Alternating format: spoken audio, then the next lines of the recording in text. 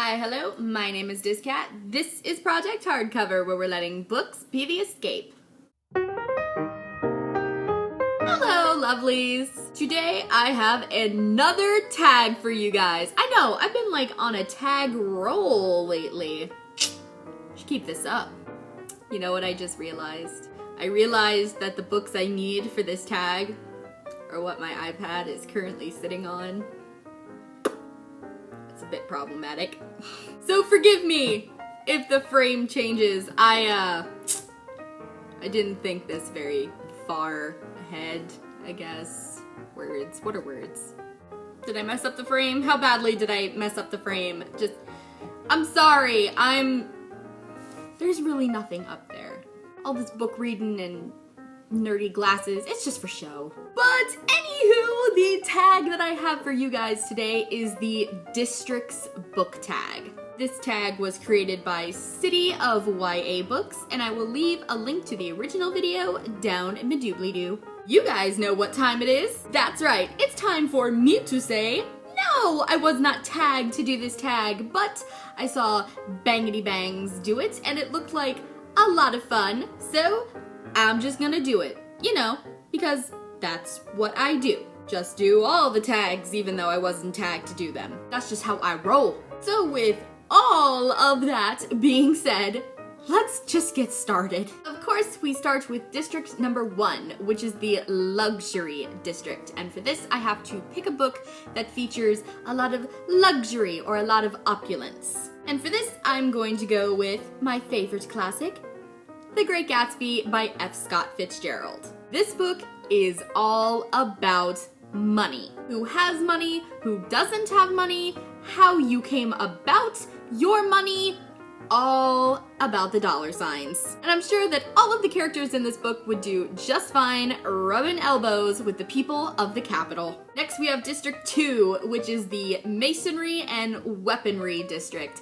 And for this, I have to pick a book that features a great battle or war. And for this, I am going with the Daughter of Smoke and Bone trilogy by Laini Taylor. The big overall conflict in this book is about this war that the two main characters are kind of stuck in between. This war is brutal and it is vicious and it makes you question so many things, and it's just really awesome and it was really great, and it was just this little facet of this book that I wasn't expecting when I was going into it, but oh man, it just made this book just 10 times more amazing than it already was. Next, we have District 3, which is the Technology District.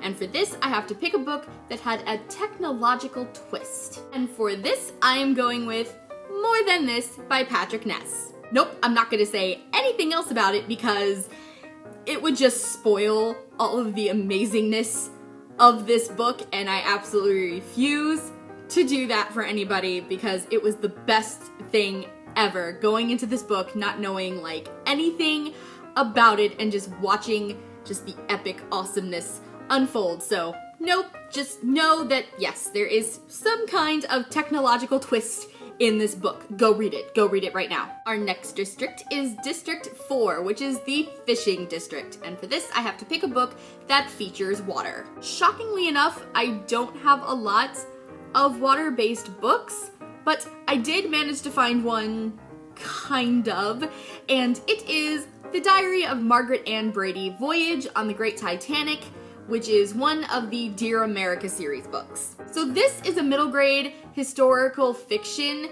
series that I was just so in love with when I was in middle school, and frankly, I think that these books are still really, really great, even now as an adult. Basically, each one of these books tells about a young girl going through a major American historical event. And this one is Margaret Ann's diary, and it tells of her journey on the Titanic and of the night that it sank.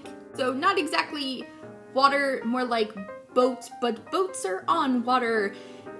This was the best I could do. Next, we have District 5, which is the Electricity District, and it is also my district. And for this, I have to pick a book that was extremely powerful. Now, I'm sure that this question could be interpreted a lot of different ways, but I chose to interpret it as a book that was extremely emotionally powerful, that had a very powerful effect on me when I read it. And for that, it is without a doubt The Book Thief by Marcus Zusak. Ooh, sneak peek to my book haul, which will be coming at some point.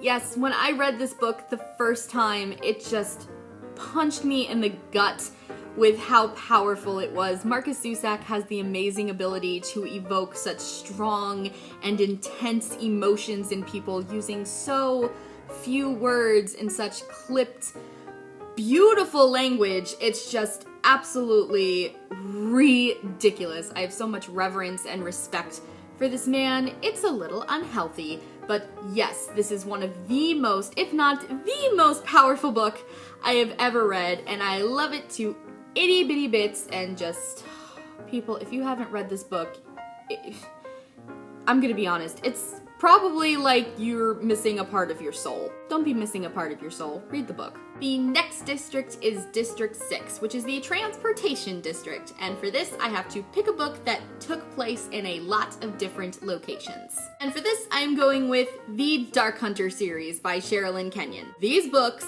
take place all over the damn place. The majority of these books take place in New Orleans, but a lot of them take place in ancient Greece, in modern day Greece, in Olympus, and in Hades, and in Atlantis, and in some weird other realm that I don't even know what it is. Just, these books take place all over the place. And it's just super, super, super cool. People, I've been recommending Sherilyn Kenyon's books to you since I started this channel. Just read the books already, okay? I'm tired of telling y'all to do this. Next up, we have District 7, which is the Lumber District. And for this, I have to pick a book with lots of manual labor. And for this, I'm going to go with Half a King by Joe Abercrombie, which is the first book in the Shattered Sea trilogy. I want to say it's a trilogy. In this book, our main character finds himself a slave on board of a rowing ship, and basically throughout a good chunk of the book, he is sitting in these rows of rowers, constantly rowing these wooden oars to make this ship move, and they get these god-awful calluses all over their hands. They're sitting there upright for hours and hours and hours on end with very little food, and it's just really, really awful. So that's why I picked this one, because frankly, I would just, you know, get shot in the head. I don't think I could handle doing work like that. Our next district is District 8, which is the Textile District. And for this, I have to pick a book that features really awesome clothes. And for this, I am stealing Bangity Bang's answer and going with A Darker Shade of Magic by V.E. Schwab. So I totally agree with Bangity Bangs. The coolest piece of clothing I have ever seen in a book ever is definitely Kel's coat. So basically Kel's coat is a magical coat, and you can like turn it inside out or flip it upside down, and it becomes like a million different coats. And all of these coats are very fashionably made with like these really nice silver clasps and these really pretty embellishments, and it just sounds so awesome. I see so many coats like in stores and online, and I'm like, oh, I wish I could have all of the coats, but then I'm like, where would I put all of the coats? And if I had Kel's coats, I could have all of the coats and just one coat. It would just be, this is like every female's dream. This is just amazing, amazing. This needs to be a real thing. Next up is District 9, and this is the Grain District. And for this, I have to pick a book where food is scarce. And for this, I'm going to go with How I Live Now by Meg Rosov.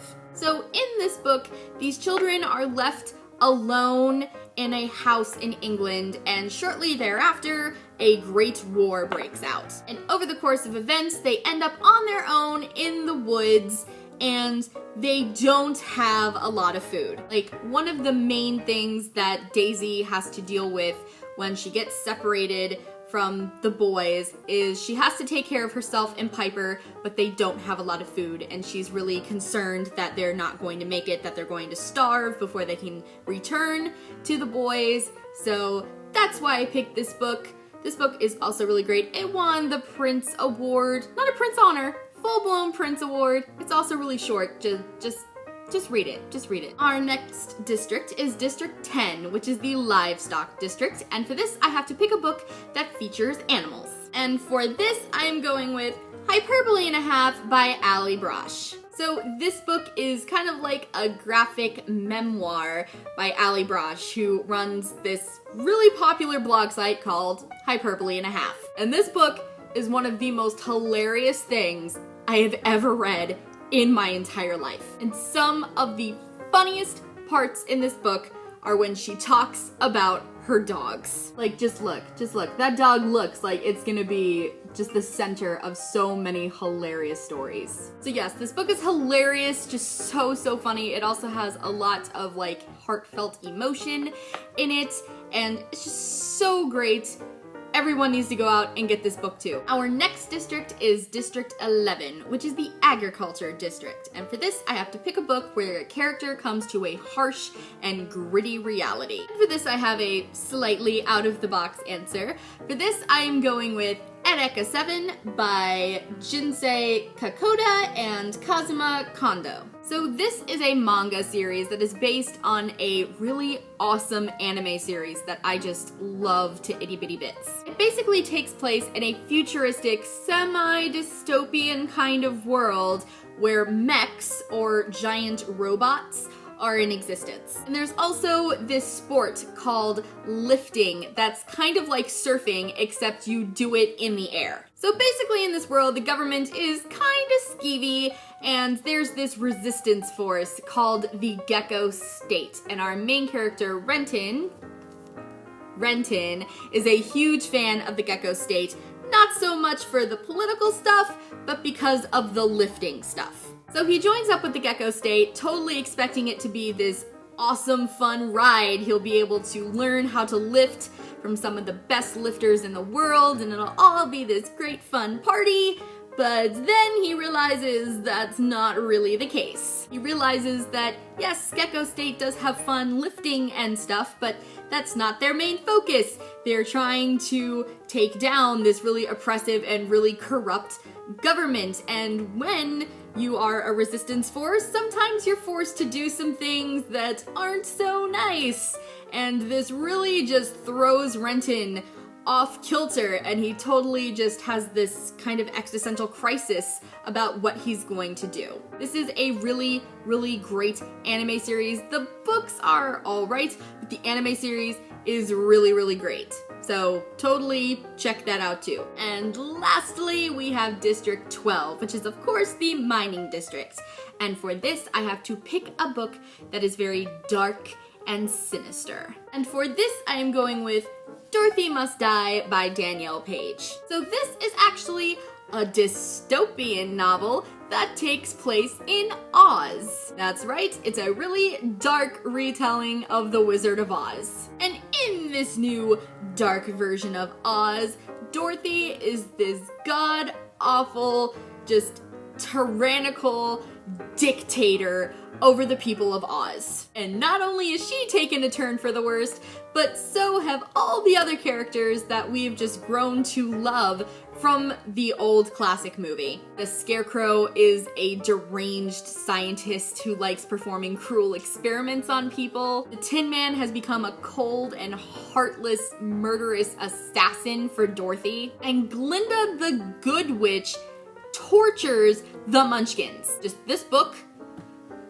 is really dark, but it's also like really awesome. So yeah, guess what? You need to go out and read this too. And that's it. That is the district's book tag. This was a lot of fun, and now I'm going to tag some people. For this, I'm going to tag Lainey from Ginger Reads Lainey, Kat from Catty-tastic, and Ivan from Sun Ahahazra. Is that right? Is that right? Ivan, please tell me how to say your channel name. Like, please. As always, thank thanks you guys for watching. I will see you next time, and remember, books are the escape.